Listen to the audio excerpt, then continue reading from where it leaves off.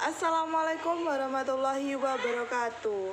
Kembali lagi dengan saya Nur Aini Putri Setiawan, nomor NIM 126204201041. Kali ini saya akan membahas mengenai sejarah matematika dalam pembelajaran. 3 dimensi besar pengaruh sejarah matematika dalam pembelajaran. Yang pertama yaitu understanding. Perspektif sejarah dan perspektif matematika struktur modern saling melengkapi untuk memberikan gambaran yang jelas dan menyeluruh tentang konsep dan teorema serta bagaimana konsep-konsep saling berkaitan. Yang kedua adalah entusiasme atau antusiasme. Sejarah matematika memberikan sisi aktivitas sehingga menimbulkan motivasi dan antusiasme. Yang ketiga adalah skills atau keterampilan. Memicu keterampilan menata informasi, menafsirkan secara kritis berbagai anggapan dan hipotesis, menulis secara koheren dan mempresentasikan kerja dan untuk mendapatkan suatu konsep pada level yang berbeda. Cara yang dapat ditempuh dalam menggunakan sejarah dalam pembelajaran matematika di kelas menurut John Fowler. Yang pertama yaitu dengan menyebutkan dan menceritakan tentang matematikawan pada zaman dahulu secara menyenangkan. Yang kedua yaitu melengkapi latihan-latihan di kelas atau di rumah dengan menggunakan tulisan-tulisan matematika dari zaman dahulu. Yang ketiga yaitu memicu siswa untuk memahami masalah-masalah sejarah untuk mana konsep-konsep yang telah mereka pelajari merupakan jawabannya. Yang keempat yaitu menyediakan pengantar sejarah untuk konsep-konsep yang baru bagi siswa. Yang kelima adalah memberikan tugas tentang sejarah matematika, kemudian menggunakan contoh-contoh penting dalam sejarah matematika untuk menggambarkan teknik-teknik atau metode-metode matematika. Yang ketujuh yaitu memicu kreasi keterampilan poster atau proyek lain dengan topik-topik sejarah. Yang kedelapan yaitu aktivitas drama langsung dengan kegiatan refleksi interaksi matematika. Sejarah matematika berdasarkan ahli tokoh matematika. Yang pertama yaitu Pitagoras 580 sampai 501 sebelum Masehi. Pitagoras lahir di Pulau Samos di Turki, mendirikan perguruan yang disebut dengan perguruan Pitagoras. Dasar perguruan tersebut adalah bilangan yang mengatur segala sesuatu. Sumbangan matematika penting Pitagoras adalah teorema Pitagoras dan konferensinya. Pitagoras mengajarkan bahwa semua bilangan adalah rasional. Berdasarkan beberapa literatur, Pitagoras meninggal sekitar 507 sebelum Masehi saat kompleks perguruan dibakar oleh penguasa setempat karena dianggap mengajarkan aliran yang sesat. Yang kedua ada Euclid 325 sampai 265 sebelum Masehi. Euclid dari Alexandria sangat terkenal dalam matematika. Euclid dipastikan pernah belajar di Akademi Plato di Athena. Tidak ada karya Euclid yang memiliki kata pengantar sehingga kita tidak dapat mengetahui siapa pengarangnya.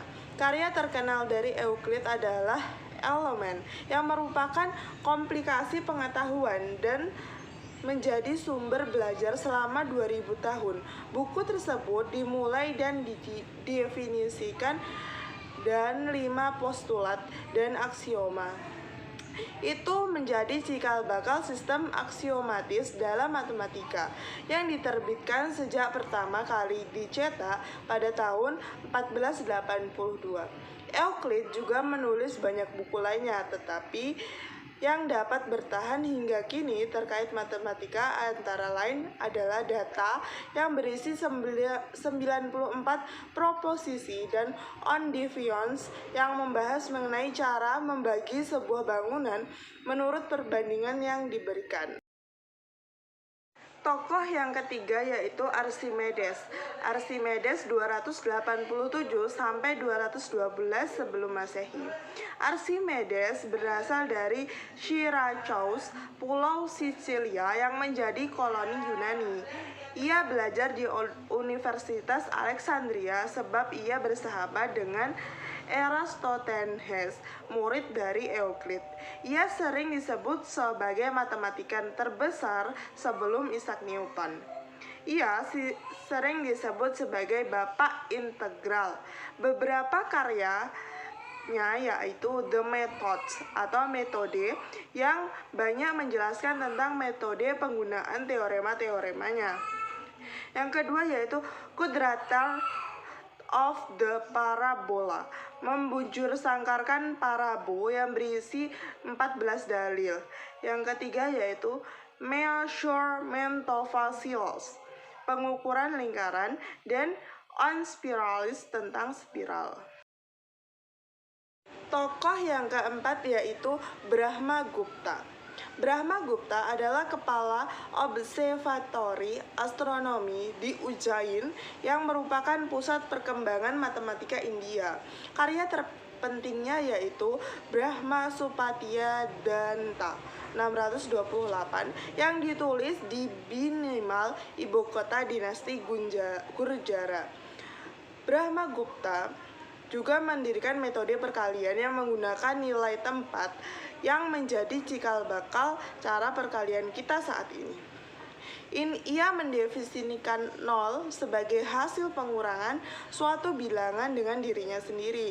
Sumbangan lain adalah algoritma untuk menghitung akar kuadrat suatu bilangan. Algoritma kini dikenal dengan rumus iterasi Newton-Raphson. Dalam buku Khandayaka, ia membahas rumus interpolasi untuk menghitung nilai sinus yang sekarang dikenal dengan rumus interpolasi Newton-Stirling. Selanjutnya ada Al-Khawarizmi 780 sampai 850 Masehi. Nama aslinya adalah Abu Musa Al-Khawarizmi, lahir di Khiran Al-Khawarizmi, Uzbekistan, dan wafat di kota 1001 malam di Baghdad. Al-Khawarizmi adalah bapak Al-Jabar. Karya Al-Jabarnya yaitu Hisab Al-Jabar wal Muqabalah yang selama berabad-abad digunakan timur maupun barat. Dan kemudian karya aritmatematikanya yaitu Liber Algorithm atau Algorismi de Numeradorum yang diperkenalkan angka-angka Hindu-Arab untuk pertama kali ke Eropa serta sistem desimalnya. Karya lainnya yang terkenal yaitu Tratatit Arithmetica yang diterjemahkan oleh Prince van Compagnie. Al-Khawarizmi juga menyusun Jiz atau daftar astronomi yang sangat populer pada saat itu, berisi nilai sinus dan tangens. Dia pun mempersiapkan sebuah peta bumi bersama ilmuwan-ilmuwan lainnya. Tokoh selanjutnya adalah Fibonacci atau pada tahun 1170 sampai 1250 Masehi. Fibonacci adalah matematikawan Italia. Dia lahir di Pisa pada tahun 1175. Nama lainnya adalah Leonardo da Pisa atau Leonardo Pisano. Fibonacci mengenal sistem matematika ketika ia mengikuti ayahnya berdagang sampai ke Afrika Utara. Setelah 15 tahun, ia melancong. Fibonacci menetap di Italia dan menulis dasar-dasar matematika. Tulisannya antara lain adalah Liber Abaci, Pratica Geometri, kemudian Liber Quadratum, dan Letter of Master Theodorus. Beberapa kontribusi Fibonacci dalam matematika antara lain memperkenalkan sistem bilangan Hindu-Arab di Eropa dengan menemukan bilangan Fibonacci. Yang kedua yaitu perintis dalam penggunaan kembali pecahan Mesir. Yang ketiga yaitu Fibonacci memperkenalkan salah satu hasil dari dalam teori bilangan, Yang keempat yaitu Praktika Geometris yang ditulis tahun 1220. Buku ini berisi koleksi soal geometri yang dibagi ke dalam 8 bab. Selanjutnya ada Descartes pada tahun 1596 sampai 1650 Masehi. René Descartes, selain belajar filsafat, ia juga mempelajari matematika. Dari buku Clavius, ia mulai belajar matematika sejak tahun 1618. Pada tahun 1623, ia menghubungkan dengan Mersenne, seorang karya terpenting yang terletak pada La Geometrie yang membahas mengenai matematika. Dalam karya ini terdapat ide geometri analitik, yaitu masalah yang membuat gagasan mengaitkan geometri dengan aljabar. Sebagai penghormatan, kini koordinat silang tegak lurus kita namakan dengan koordinat Cartesius atau Cartesius, matematikawan di Paris. Selanjutnya ada Fermat 1601 sampai 1665 Masehi. Pierre Fermat mula-mula belajar di Universitas Toulouse tahun 1620 di Bordeaux. Dalam buku New Account de Fourier in the Science of Number pada tahun 1659 banyak memuat metode, antara lain menunjukkan bahwa bilangan prima berbentuk 4K ditambah 1 dapat ditulis dalam jumlah 2 bilangan kuadrat, namun tidak detail. Di kemudian hari, Euler membuktikan lebih rinci teorema terakhir Fermat yang menunjukkan bahwa Xn ditambah Yn sama dengan Zn tidak memiliki penyelesaian bulat X, Y, dan Z untuk nr pangkat 2 menjadi terkenal. Selanjutnya adalah Pascal. Blaise Pascal adalah anak ketiga dari Etienne Pascal. Blaise secara mandiri mempelajari geometri sejak usia 12 tahun. Sejak itu ayahnya memberikan buku elemen dari Euclid. Saat berusia 14 tahun, dia sudah mengikuti ayahnya dalam pertemuan ilmiah yang memperkarsa Mersenne di Paris. Dan pada saat usia 16 tahun, Pascal mempresentasikan makalahnya di bulan Juni 1639 yang memuat sebuah teorema geometri proyektif termasuk Pascal Mystic Hexagon. Pascal menyelesaikan buku pertamanya, Essai on Conic Section, yang diterbitkan pada tahun 1640. Pascal juga membuat kalkulator digital pertama yang disebut Pascaline untuk membantu pekerjaan ayahnya. Pascal menulis Tertation on Equilibrium of Liquids, di mana ia menjelaskan tentang hukum Pascal mengenai tekanan. Pascal membangun dasar-dasar teori probabilitas dalam 5 buah suratnya. Ia membahas 2 masalah terkenal, the Dice Problem, the Problem of Point, dan karya terakhirnya tentang kurva Chiloid sebelum ia meninggal pada usia 39 tahun dikarenakan sakit. Selanjutnya adalah Isaac Newton 1643 sampai 1727 Masehi.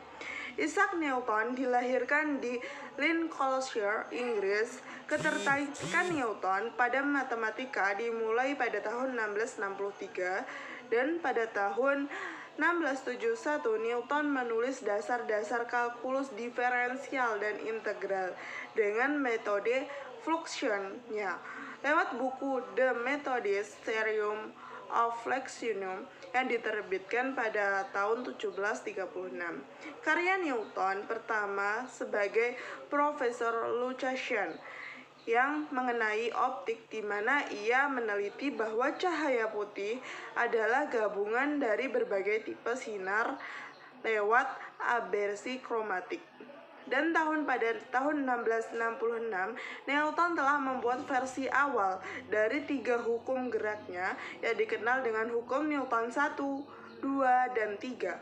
Ia juga menjelaskan tentang gerak sentrifugal Walau mulai pada tahun 1703, ia terpilih sebagai Presiden The Royal Society hingga ia meninggal, dan menerima penghargaan kehormatan sebagai ilmuwan dari Ratu Anne pada tahun 1705. Namun di akhir hidupnya ia berkonfrontasi dengan Leibniz mengenai siapa yang menemukan kalkulus. Selanjutnya adalah Gauss pada tahun 1777 sampai 1855 Masehi. Carl Friedrich Gauss mulai sekolah dasar saat usia 7 tahun. Gurunya, Buckner, terkejut karena Gauss seketika dapat menjawab jumlah bilangan asli 1 hingga 100. Ia masuk Akademi Brunswick dan di sana mulai mandiri berhasil menemukan hukum Bode, teorema binomial, rata-rata aritmatik, dan geometrik, hukum kebalikan kuadrit, dan teorema bilangan prima. Pada tahun 1795, ia melanjutkan ke Universitas Göttingen. Dan pada tahun 1798, ia meninggalkan Göttingen tanpa gelar. Namun, dengan prestasi yang gemilang tentang konstruksi segi 17 beraturan dengan penggaris dan jangka, temuan ini diterbitkan pada Discours Arithmeticae bagian 7 pada tahun 1801. Gauss kembali ke Brunswick dan menyelesaikan studi sarjana di Universitas Darmstadt dengan disertasi mengenai teorema fundamental aljabar. Dan yang terakhir adalah Cantor pada tahun 1854 sampai 1918 Masehi. George Cantor terkenal sebagai penemu teori himpunan. Kontribusinya, ia mengubah wacana matematika.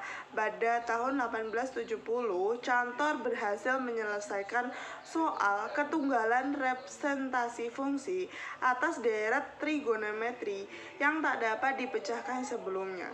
Cantor menerbitkan makalah yang mendefinisikan bilangan irasional sebagai barisan bilangan rasional yang konvergen pada tahun 1870.